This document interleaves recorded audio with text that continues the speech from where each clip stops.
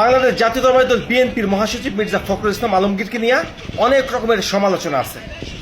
5 August 2024 সালে যখন ওই স্বৈরাচার শেখ হাসিনা পালিয়ে গেছে বাংলাদেশ থেকে, তারপর থেকে এই জনাব ফখরুল ইসলাম আলমগীরের ভারত প্রীতি এবং আওয়ামী প্রীতি, আওয়ামী বন্দনা দেখে আমাদের মনে অনেক রকমের সন্দেহর জন্ম দিছে।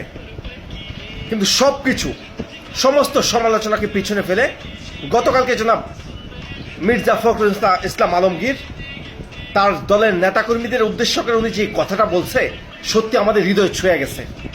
আমরা এমনটাই চাই, এমন বাংলাদেশ গড়তেই চাই।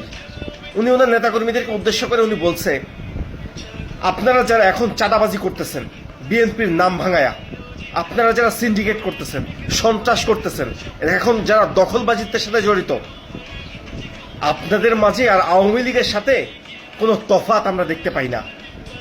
অতএব শহীদ প্রেসিডেন্ট জিয়াউর রহমান এই দেশে চাঁদাবাজি, সিন্ডিকেট, দখলবাজির তো মুক্ত একটা রাজনীতি গঠন করে গেছে। ওনার রাজনীতি যদি ফলো করতে চান তাহলে আপনাদের এই চাঁদাবাজি, সিন্ডিকেট, সন্ত্রাস, এই দখলবাজিত্ব, এই সব কিছু থেকে দূরে সরে আসতে হবে। যদি আপনারা এই জিনিসগুলো থেকে দূরে সরে আসতে না পারেন তাহলে আওয়ামী লীগ আর আপনাদের মাঝে কোনো তফাৎ নাই। আমরাও চাই আওয়ামী লীগ যে রাজনীতি বাংলার জমিনে করে গেছে, সেই রাজনীতি বাংলার জমিনে আর কোনো রাজনীতিবিদ না করুক। আমরা চাই চাঁদাবাজ মুক্ত একটা বাংলাদেশ গঠন হোক। আমরা চাই দুর্নীতি মুক্ত একটা বাংলাদেশ গঠন হোক।